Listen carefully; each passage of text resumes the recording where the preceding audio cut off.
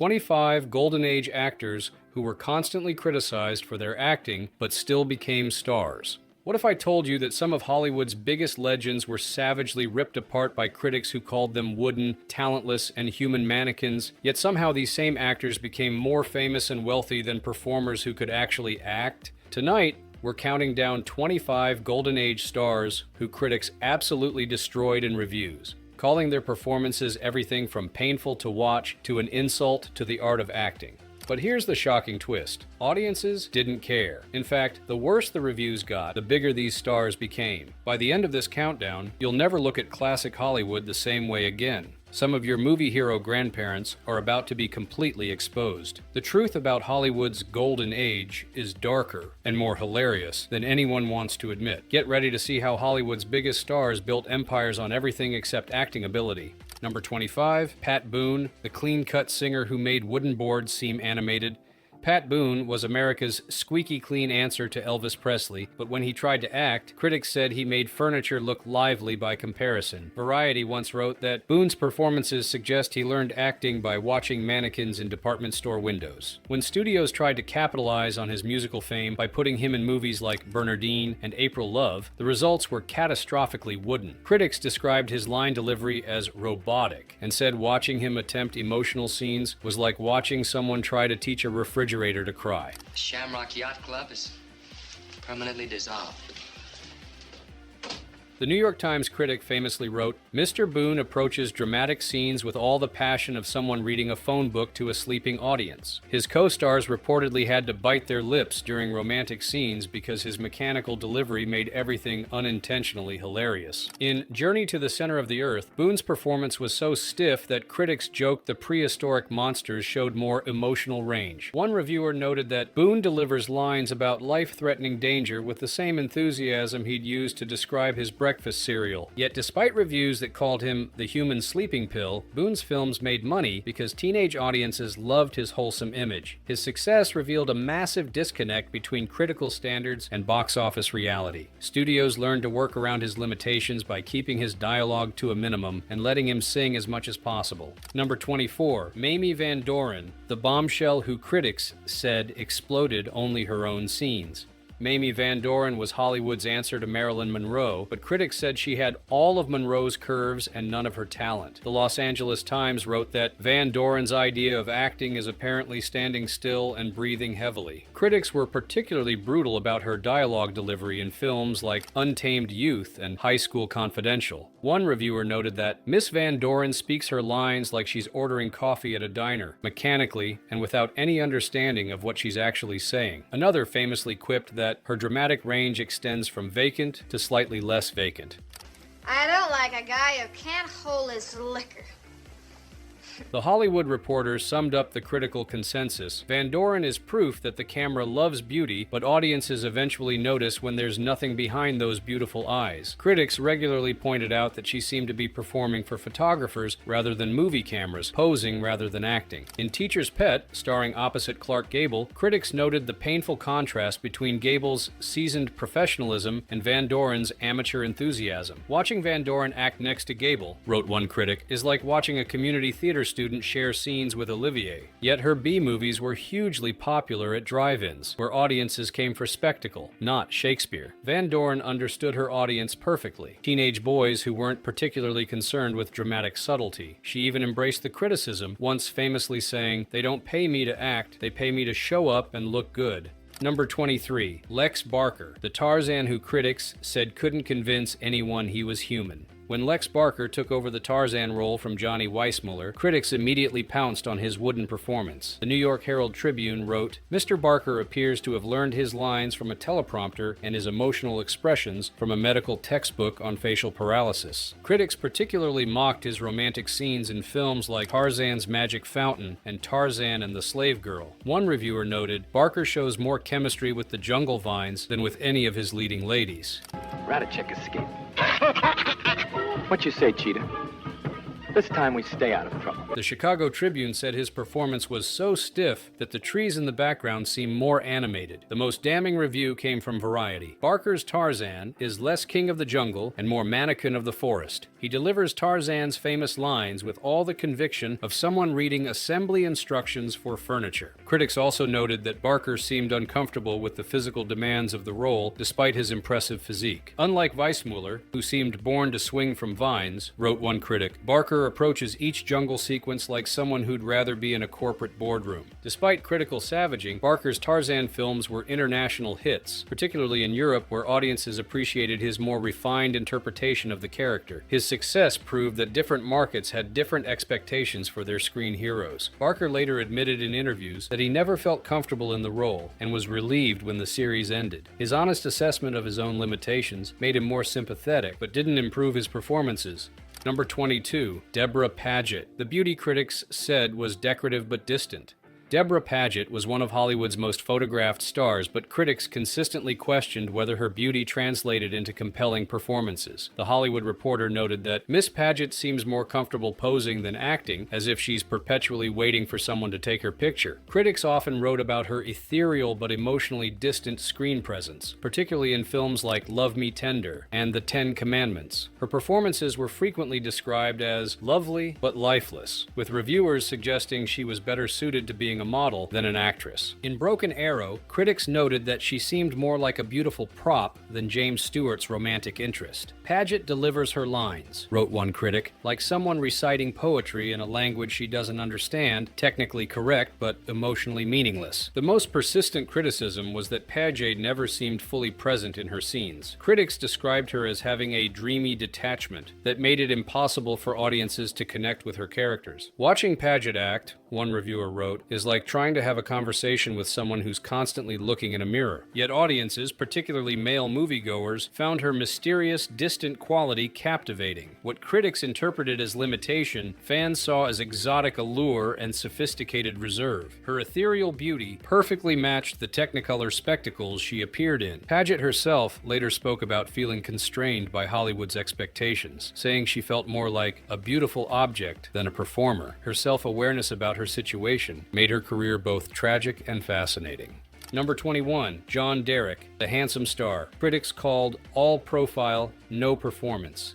John Derek was frequently criticized for relying on his striking good looks rather than developing acting skills. Critics often wrote that he acts with his cheekbones and delivered lines like someone posing for a sculpture rather than inhabiting a character. The critical consensus was that Derek was better suited to modeling than acting, with reviews noting his wooden delivery and static screen presence. In All the King's Men, critics observed that he was completely overshadowed by the genuine actors around him. Derek stands around looking handsome, wrote one critic, while everyone else actually performs. In Knock on Any Door, supposedly Derek's breakout role, critics were merciless. The New York Times wrote, Mr. Derek's performance consists entirely of arranging his face in what he presumably believes are meaningful expressions while speaking his lines as if he's never heard them before. Critics also noted Derek's apparent discomfort with dialogue-heavy scenes. Derek seems to be counting beats between his lines, observed one reviewer, as if he's following a metronome only he can hear. What sustained Derek's career was his understanding of his own appeal. He chose roles that emphasized his visual assets and worked with directors who knew how to film him effectively. His later transition to directing proved he understood cinema, even if critics questioned his acting. Derek's marriages to high-profile actresses like Ursula Andress and Bo Derek kept him in the public eye long after his acting career faded. His story became a cautionary tale about the limitations of relying solely on physical appeal.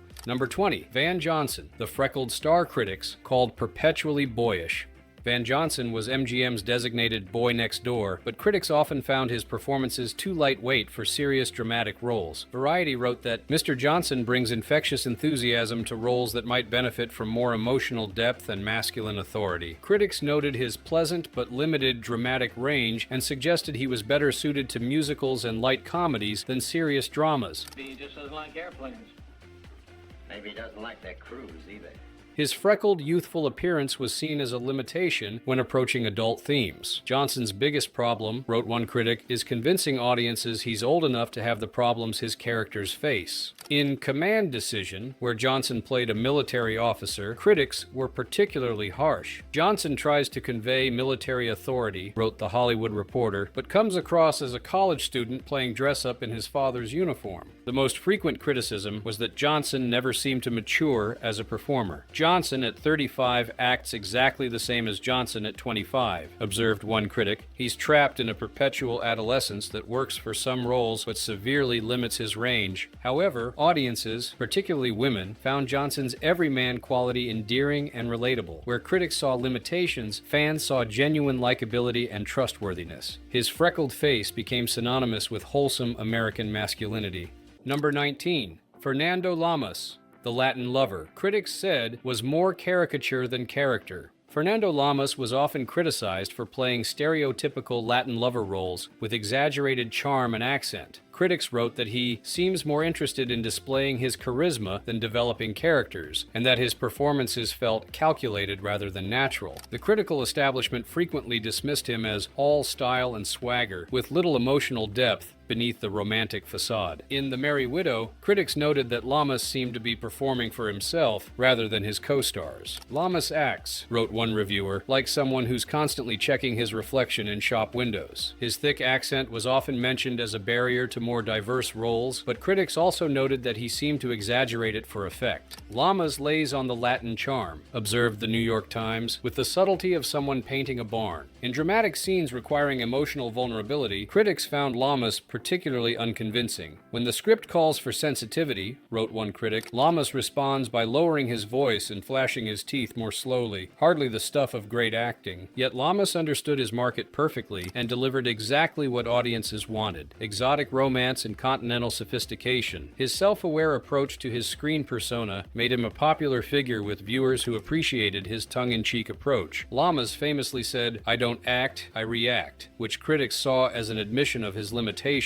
but audiences found charmingly honest. His son Lorenzo later achieved similar success, suggesting that understanding your appeal matters more than expanding your range. Number 18. Alan Ladd, the anti-hero critics called emotionally remote. Alan Ladd was frequently criticized for his cold, distant screen presence and monotone delivery. My parents died, I came into a lot of money.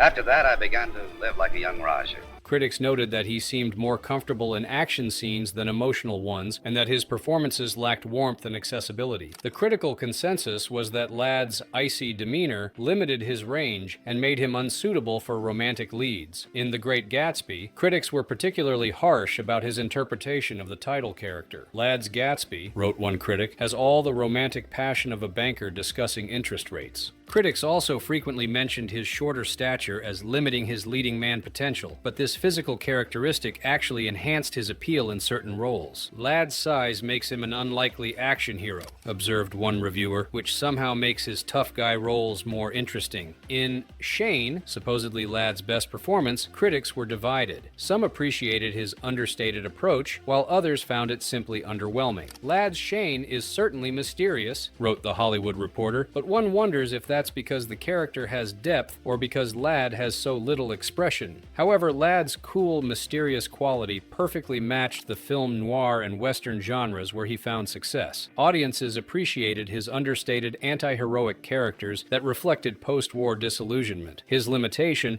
became his strength in the right contexts. Ladd struggled with the criticism throughout his career, reportedly becoming increasingly depressed about his inability to gain critical respect. His story became one of Hollywood's saddest, as he never learned to value what audiences loved about him. Number 17. Steve Reeves, the muscle-bound, star critics said, flexed instead of acted. Steve Reeves revolutionized the sword and sandal genre with his impressive physique, but critics consistently questioned his dramatic abilities. The New York Times wrote that Mr. Reeves seems more comfortable lifting weights than lifting dialogue off the page. Critics frequently noted his wooden delivery and suggested he was cast purely for his physical appearance rather than acting ability. In Hercules, his most famous role, critics observed that he delivered lines about mythological adventures with the same enthusiasm he might use to discuss his workout routine. His performances were often described as statuesque, meant as criticism, not compliment. Reeves doesn't so much act, wrote one critic, as pose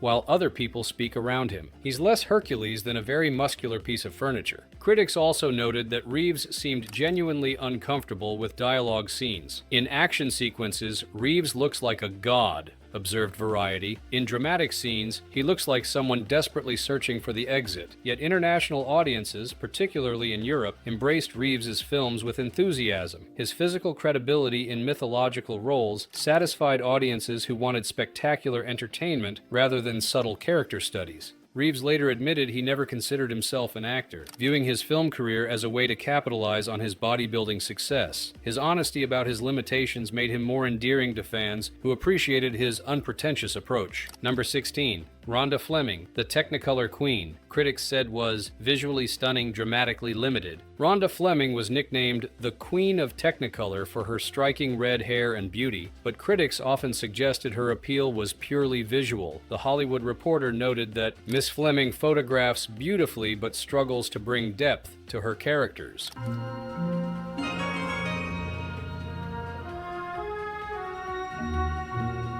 Critics frequently described her performances as lovely but shallow, and suggested she was better suited to being a model than an actress. In Spellbound, critics noted that she was completely overshadowed by Ingrid Bergman and Gregory Peck. Fleming stands around looking gorgeous, wrote one critic, while actual actors carry the dramatic weight. Her dramatic range was consistently questioned in reviews, with critics noting that she seemed to approach every role with the same pleasant but vacant expression. Fleming's emotional range, observed one critic, extends from mildly pleased to slightly concerned, with occasional forays into moderate happiness. In adventure films like Gunfight at the OK Corral, critics appreciated that the genre didn't require much from her beyond looking beautiful in period costumes. Fleming serves her purpose in westerns, wrote the New York Times, which is to remind audiences that even the frontier had beautiful women. However, Fleming understood her role in Hollywood's visual spectacles and delivered exactly what those films required. Her striking appearance enhanced the Technicolor productions she starred in, making her an integral part of their appeal. Fleming later spoke honestly about her career,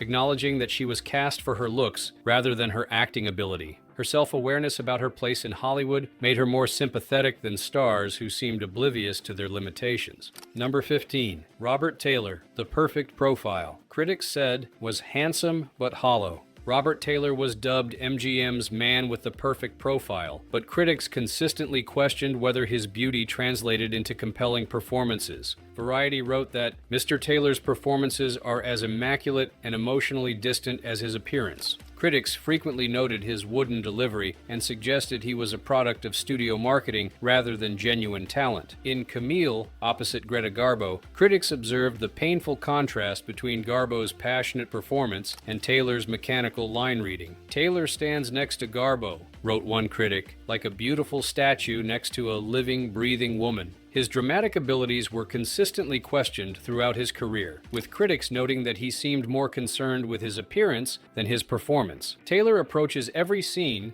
observed the New York Times, as if he's posing for a magazine cover rather than creating a character. In action films and westerns, critics found Taylor more acceptable because the genres didn't require much emotional range. Taylor works in westerns, wrote one reviewer, because cowboys are supposed to be strong and silent, though in Taylor's case, it's more vacant than strong. Yet Taylor's appeal endured for decades because audiences appreciated his reliability and classical good looks. Where critics saw emptiness, fans saw consistency and understated elegance. His longevity proved that audiences valued different qualities than critics. Taylor reportedly struggled with the criticism, feeling that his good looks were both his greatest asset and biggest limitation. His later career showed attempts to take more challenging roles, but critics remained largely unimpressed. Number 14. George Raft, the gangster star. Critics said played himself repeatedly. George Raft was frequently criticized for his limited range and tendency to play similar tough guy roles.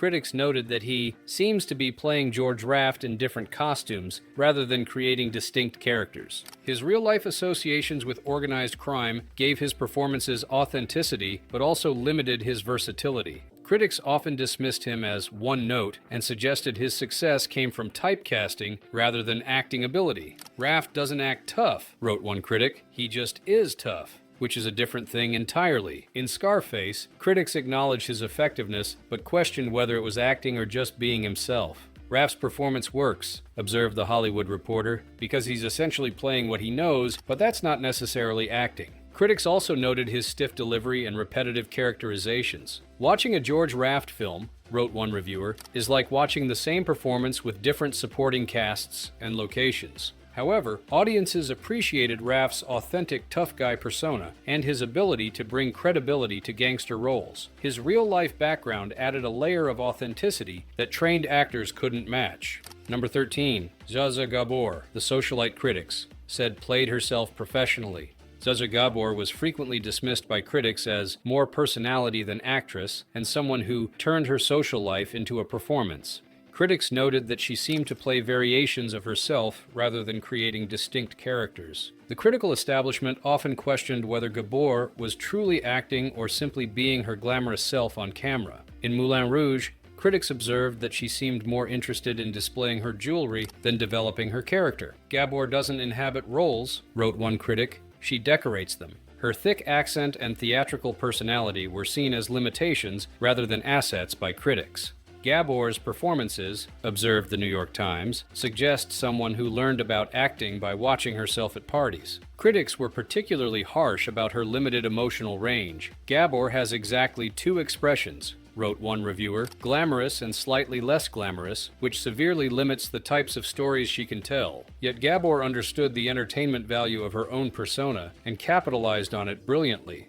Where critics saw lack of range, audiences saw entertaining authenticity and old-world glamour. Number 12, Jeff Chandler, the stoic hero critics called impressively rigid. Jeff Chandler was frequently praised for his impressive physical presence, but criticized for his dramatic limitations. Critics noted his rigid delivery and suggested he was more suited to action roles than character studies. Where's your good conduct medal?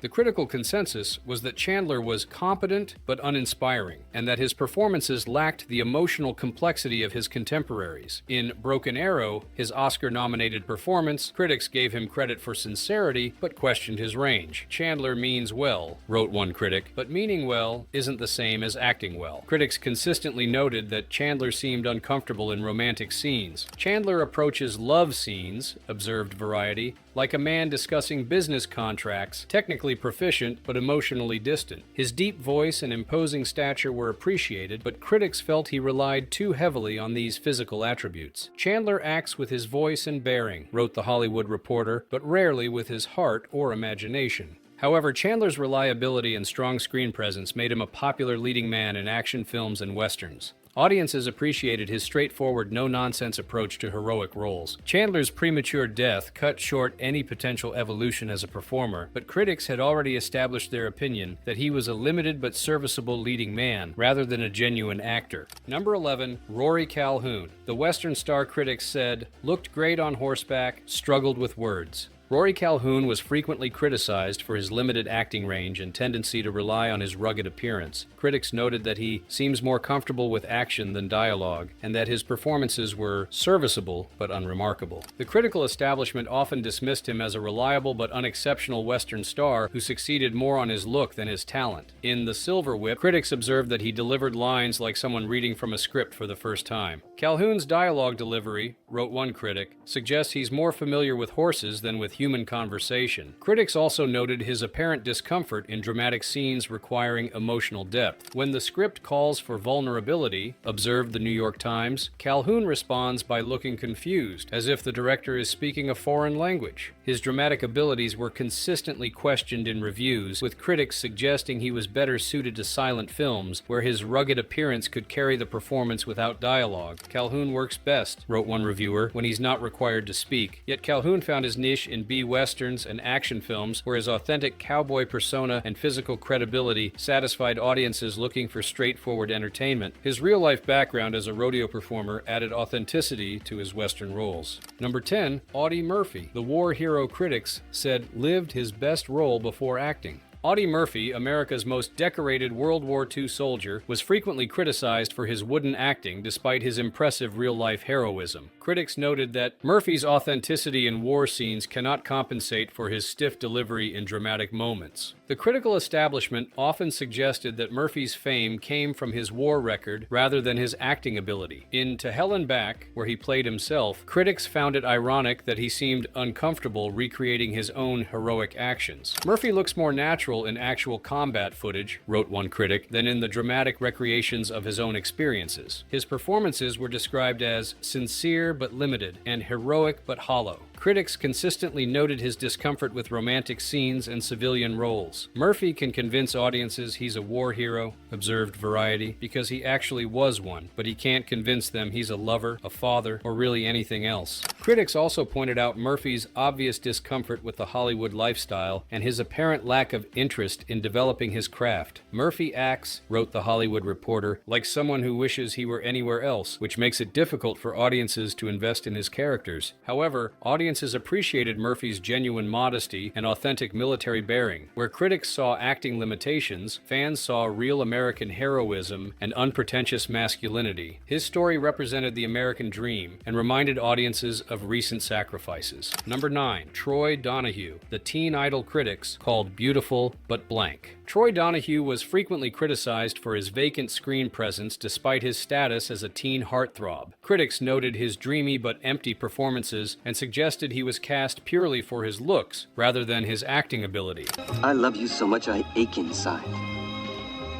The critical establishment often dismissed him as a manufactured teen idol whose success came from studio marketing rather than genuine talent. In A Summer Place, critics observed that he seemed genuinely confused by the emotional demands of his role. Donahue delivers his lines, wrote one critic, like someone who's just woken up and isn't sure where he is. His dramatic range was consistently questioned, with critics noting that he seemed to approach every role with the same pleasant but bewildered expression. Donahue's performances, observed the New York Times, suggests someone who's very handsome but perpetually lost. Critics were particularly harsh about his love scenes, noting that he seemed more uncomfortable than romantic. Watching Donahue attempt to be passionate, wrote one reviewer, is like watching someone try to solve a difficult math problem while pretending to be in love. Yet teenage audiences, particularly girls, found Donahue's sensitive, vulnerable appearance irresistible. Where critics saw emptiness, fans saw romantic possibility and accessible masculinity that wasn't intimidating. Number 8. Tab Hunter. The All-American Star critics said looked perfect, acted imperfectly. Tab Hunter was frequently criticized for his wooden performances despite his popularity as a teen idol. Critics noted his stiff delivery and suggested his success came from his all-American looks rather than acting ability. The critical establishment often described Hunter as pleasant but limited, and questioned whether his bland niceness translated into compelling screen presence. In Battle Cry, critics observed that he was completely overshadowed by his more experienced co-stars. Hunter stands around looking wholesome, wrote one critic, while actual actors create characters around him. His dramatic range was consistently criticized, with reviewers noting that he seemed to have the same expression whether his character was happy, sad, or in mortal danger. Hunter's emotional range, observed Variety, extends from mildly cheerful to slightly less cheerful. Critics also noted his apparent discomfort with dialogue-heavy scenes. Hunter delivers his lines, wrote The Hollywood Reporter, like someone who's memorized them phonetically without understanding their meaning. However, Hunter's wholesome image and boy-next-door appeal resonated powerfully with teenage audiences. Where critics saw blandness, fans saw trustworthy masculinity and romantic potential that wasn't threatening. Hunter's later revelation about his closeted sexuality added poignancy to his career, as critics had been criticizing him for lacking the very authenticity that studio pressure prevented him from showing. Number 7. John Agar, the Connected Star critics, said married up in acting ability. John Agar was frequently criticized for his wooden performances, with critics noting that his early success seemed to come from his marriage to Shirley Temple rather than his acting ability. Critics described his performances as amateurish and unconvincing. The critical establishment often suggested that Agar was in over his head in leading roles and would be better suited to supporting parts. In Fort Apache, critics noted that he looked like an amateur playing soldier next to John Wayne's professional military bearing. Agar tries to convey authority, wrote one critic, but comes across as a child playing dress-up in his father's uniform. His dramatic abilities were consistently questioned throughout his career, with critics noting his stiff line delivery and apparent discomfort with emotional scenes. Agar acts, observed the New York Times, like someone who's surprised to find himself in movies and isn't quite sure what he's supposed to be doing. Critics were particularly harsh about his science fiction films, where his wooden delivery made even absurd plots seem more ridiculous. In Tarantula, wrote one reviewer, Agar delivers warnings about giant spiders with less conviction than most people order coffee. However, Agar found success in B-movies and science fiction films where his earnest, everyman quality worked well. Audiences appreciated his unpretentious approach to heroic roles in genre films where authenticity mattered less than sincerity. Number 6, Victor Mature, the hunk. Critics said acted with his muscles. Victor Mature was frequently criticized for his wooden delivery and reliance on his physical presence. Critics noted that he poses rather than performs, and that his dramatic abilities were secondary to his impressive physique. Go to lab.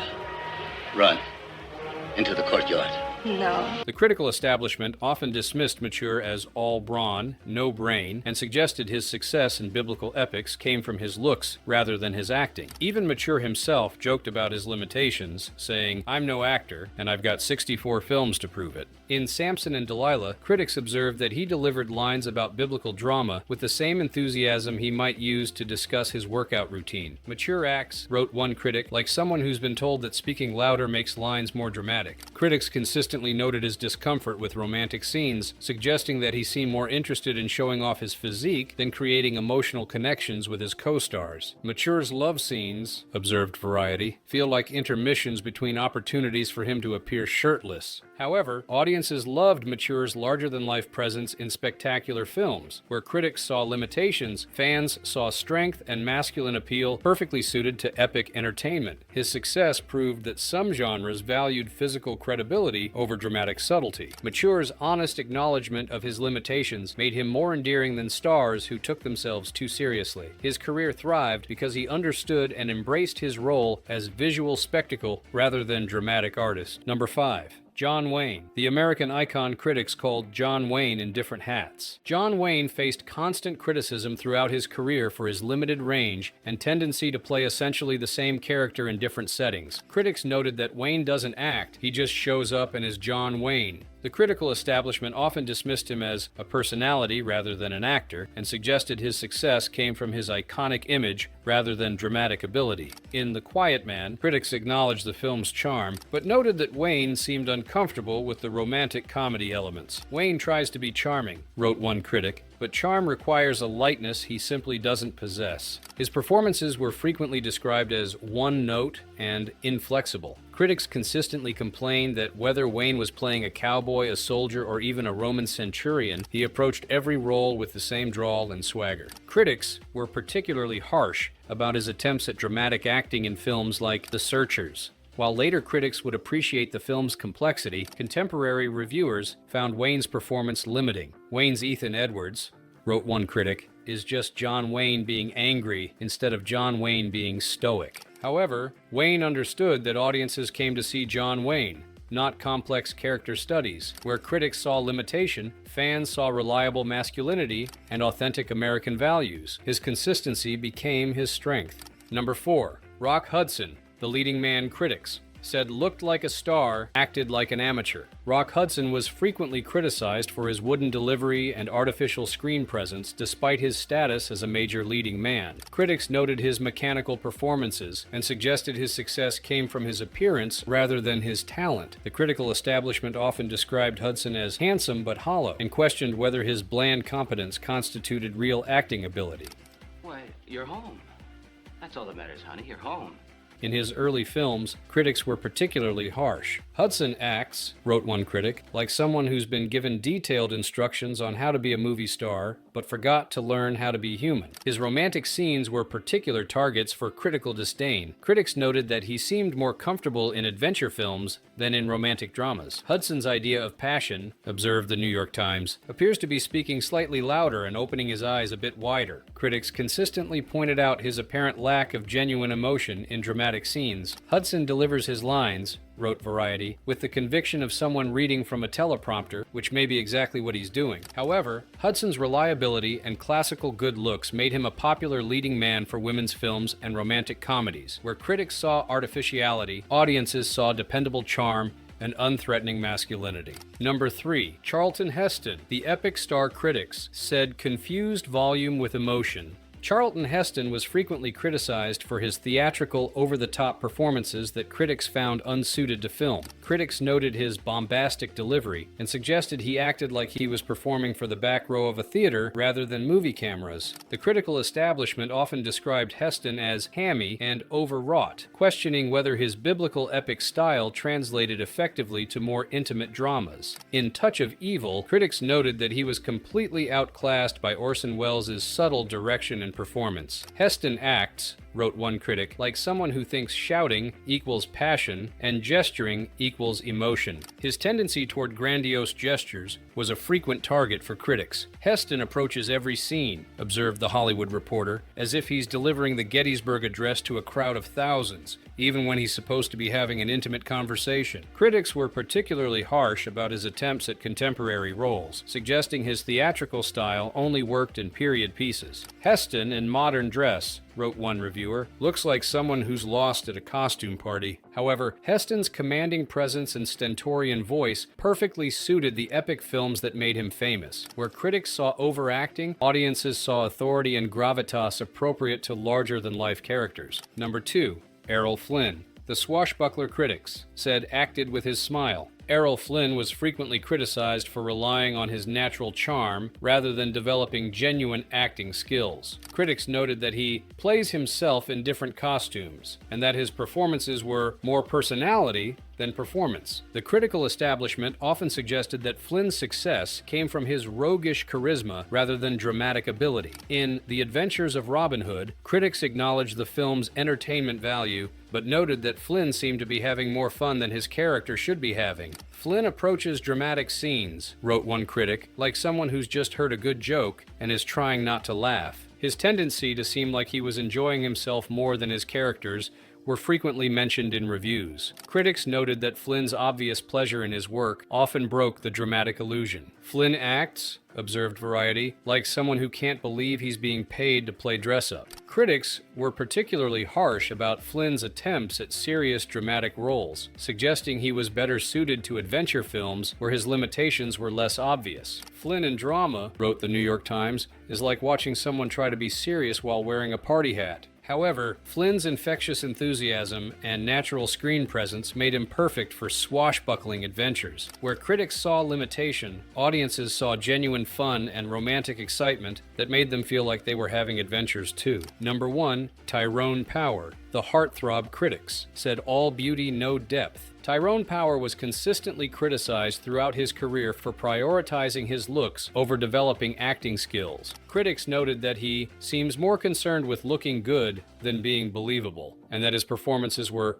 beautiful but empty. The critical establishment often described Power as the perfect movie star who forgot to learn how to act, and suggested his success came entirely from his extraordinary handsomeness. In The Razor's Edge, his attempt at a serious dramatic role, critics were merciless. Power tries to convey spiritual depth, wrote one critic, but achieves only spiritual vacancy, like a beautiful cathedral with no one inside. His dramatic abilities were questioned in virtually every review throughout his career. Critics consistently noted that he seemed more interested in how he looked than what he was supposed to be feeling. Power acts, observed the New York Times, like someone who's constantly checking his reflection in the